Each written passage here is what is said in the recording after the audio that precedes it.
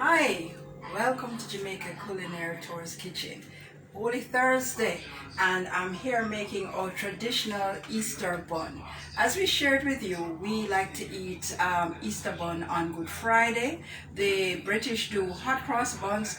We do our own sweet bread, which is Easter bun. And here, if you take a look at it, I'm in my final stages, and it has in it raisins, it has in it some mixed peel, and it's a sweet bun that we actually eat with cheese, and I'm about ready to spoon it into my tins. So my bun is actually, modestly say, a little famous, so I'm doing 4 friends, as we all need some cheering up during the pandemic, so I'm going to deliver these or safely later. And of course, to let you know, you can buy it commercially, so you could run out and get some and buy it commercially. So I'll see you in a bit when these come out of the oven, and you'll see what the finished product looks like. Will you share the recipe, Anne, for those who might want to try it at home? It's a family recipe, so you'll have to twist my arm a little bit. All right. You heard it here, folks. Twist our arm. See you This bun soon. is really great. Trust me. All right. Bye. Bye, guys.